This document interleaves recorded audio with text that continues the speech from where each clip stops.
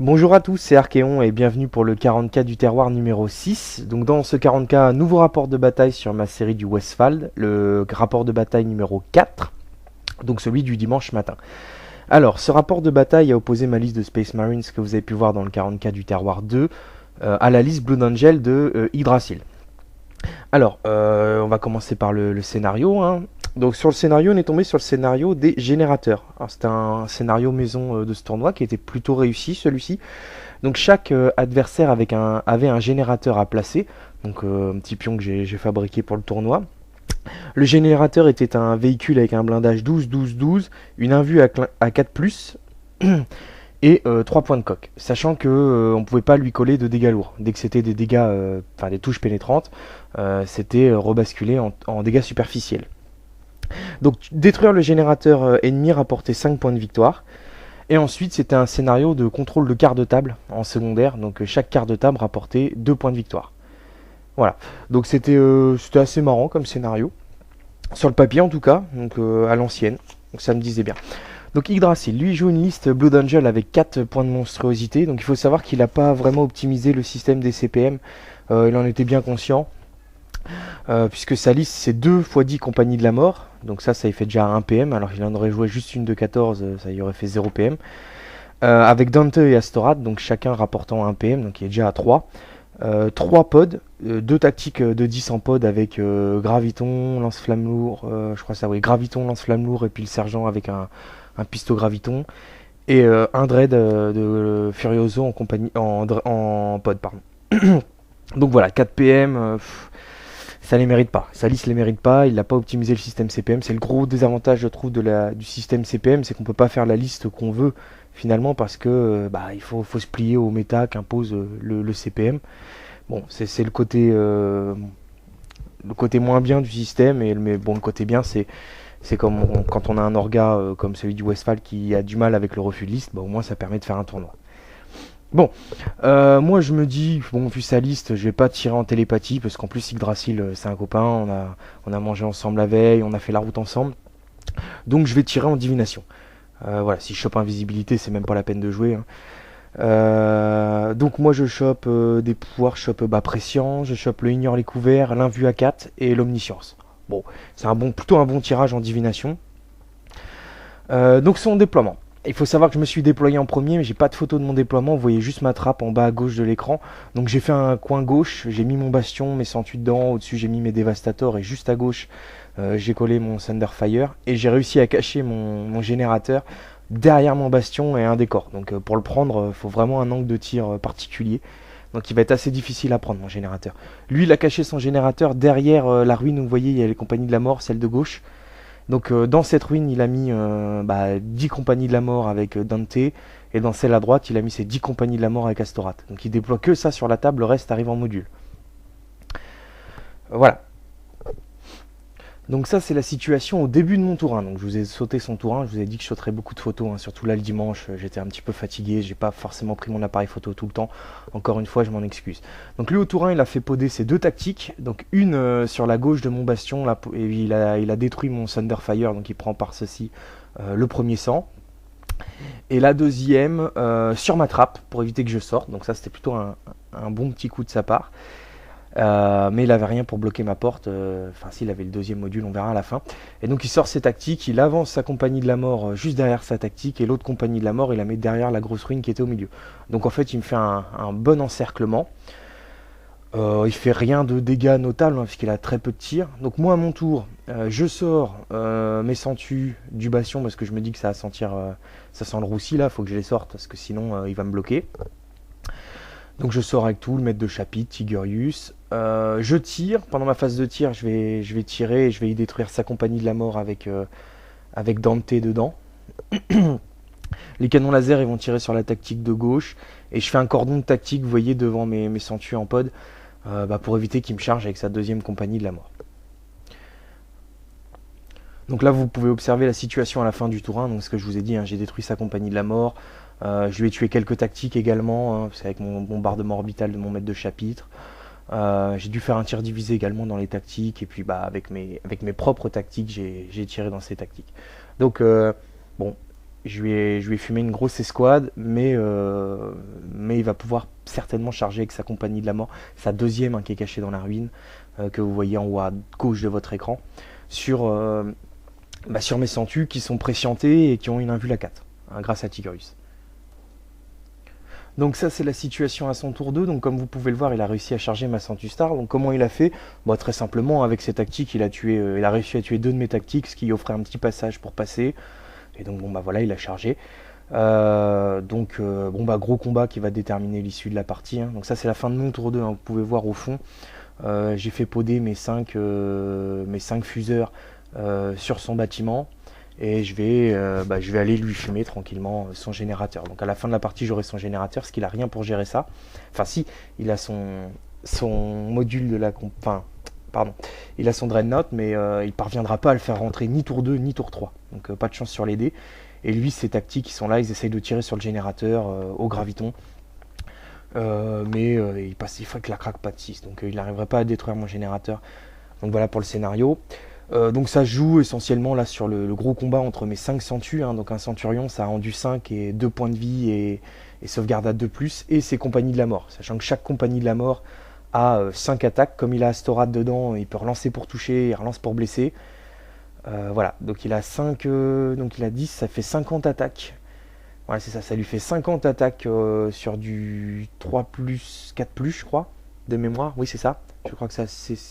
Je sais plus si c'est CC5 ou CC4. Bon, vous me pardonnerez, vous regarderez dans votre codex Blood Angel. Enfin bref, il va rouler. Il lance un nombre de dés incroyable. Je lui lance un défi, pardon, excusez-moi, avant. Je lui lance un défi avec mon maître de chapitre sur Astorat, qu'il refuse parce qu'Astorat n'est pas guerrier éternel. Donc il va se faire déglinguer, donc au moins Astorat n'attaque pas. Donc il lance, il fait une trentaine de touches, je crois. Sur la trentaine de touches, il me colle une quinzaine de sauvegardes d'armure, donc il roule pas si bien que ça malgré la relance. Et moi, sur les 15 sauvegardes d'armure, j'en rate une. Donc là, pour lui, c'est un peu le drame, quoi. Parce qu'il me fait juste un point de vie sur un centu. Et après, il aura plus les bonus de la charge. Et moi, je lui tue 3 compagnies de la mort avec mon maître de chapitre. Puisque avec Prescience, je relance pour toucher. Voilà, c'est du 3+, relançable, 2+, et c'est du mort. Un mort instant. Donc il n'a pas son Feel No Pain. Et donc pendant tout le reste de la partie, on va continuer le combat. Il va avoir de moins en moins d'attaques, il va refuser les défis. Et au final, je lui raserai sa compagnie de la mort avec ma Centustar. Donc c'est voilà, une grosse escouade de corps à corps qui rentre dans une escouade de tir. On se dit qu'elle va la détruire, mais maintenant la Centustar, ça tient bien au combat. Ça tient bien au combat contre une compagnie de la mort, parce qu'il n'y a pas de PA. S'il y avait de la PA, ça serait plus compliqué. Il a un gantelet dedans, mais comme j'ai une invue à 4 et que je prends les points de vie qu'un par un, c'est compliqué, parce qu'il ne fait pas de la mort instantanée à force 8. Donc voilà. Donc il va me tuer 1 ou 2 centus au final, et je vais lui raser sa Death Company. Donc la partie est pliée, parce qu'il a plus rien, il a plus que les 5 tactiques qui sont en bas là. Et je vais faire rentrer mon Storm Talon par le côté, je vais leur tirer dessus au canon laser, je vais infiltrer mes scouts, je vais vous montrer une autre photo. Voilà, donc j'ai infiltré mes scouts par le côté, donc vous voyez son Drain, il n'est pas rentré encore, il l'a mis là pour pas l'oublier. D'ailleurs, il a une très belle peinture, il finira juste derrière moi en peinture, je crois. On était kiff en peinture, franchement. Autant ma Centustar était belle, autant lui c'est toute son armée qui était plutôt bien travaillée, avec des petits coups d'aéro, tout ça. Donc ouais, il avait vraiment des beaux persos, avec un effet de sang plutôt bien fait. Donc là j'infiltre mes scouts pour prendre un quart de table, mon Storm Talon en prendra un autre. Donc au final le score il pourra jamais revenir. Donc on décide d'arrêter la partie tour 4, je crois. Tour 4, il me dit bon vas-y on arrête, j'ai plus rien à faire. Voilà, donc la partie elle a dû durer 1 heure sur les 3 qui nous étaient alloués. Donc la faute à un mauvais appariement quand même, parce que moi hier j'ai gagné 2 parties. Bon, la troisième vous avez vu contre Moyashi c'était compliqué, mais je faisais partie quand même du haut de tableau. Lui il a tout perdu sauf justement le dernier scénar où il a réussi à scorer. Oui, il n'avait jamais à tomber contre moi. Enfin, il y avait d'autres personnes qui étaient susceptibles de tomber contre moi. Donc je sais pas ce qu'il a fait à l'appariement, le gars. En plus, sa liste, 4 PM, voilà, il a parié avec les PM, mais 4 PM, ça les vaut jamais, ça. Par exemple, si vous vous souvenez de la liste Space Wolf, elle est à 3. Enfin, j'ai vu des listes même à 2 en entraînement. Voilà, quand j'avais joué au Valhalla contre Snorri 61, il m'a sorti une liste à 2 PM en sort de bataille. Elle est bien au-dessus de celle-là aussi. Enfin voilà, quand on fait des listes avec des PM, il faut absolument l'optimiser à fond. Et voilà, pour moi c'est le gros défaut du CPM.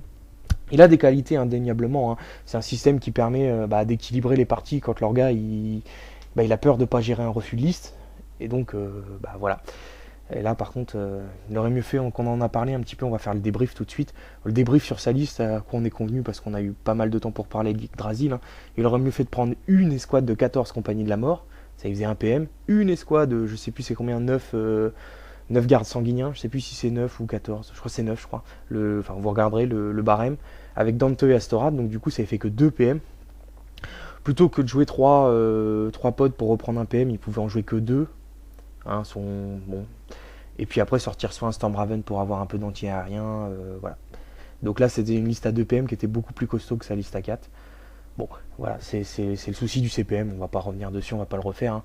Mais de toute façon, ils en sont conscients, les gens qui créent ce système, hein.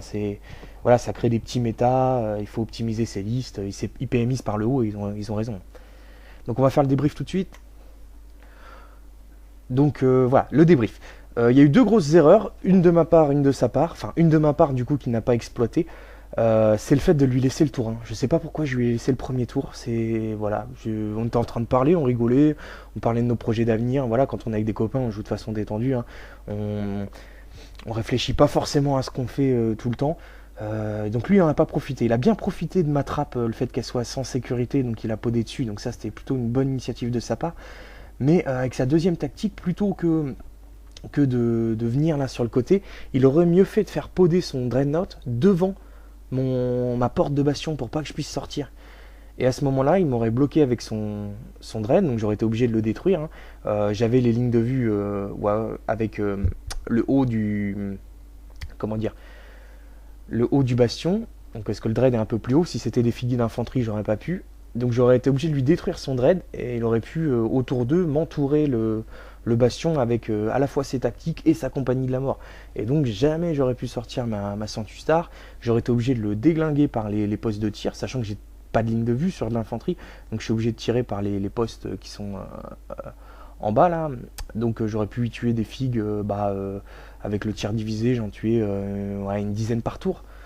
Donc il aurait pu me tenir comme ça pendant un certain nombre de tours, détruire mon générateur et peut-être gagner au point de victoire. Parce qu'après il fallait bien sûr qu'il... Enfin, j'aurais quand même tué son générateur avec mes fuseurs, parce qu'il avait rien pour... il avait très peu d'autres choix.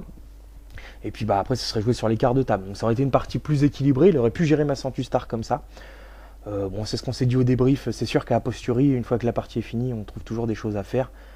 Mais voilà, c'était peut-être grosse erreur de ma part de ne pas prendre le tour 1 et de ne pas sortir ma Centu avant.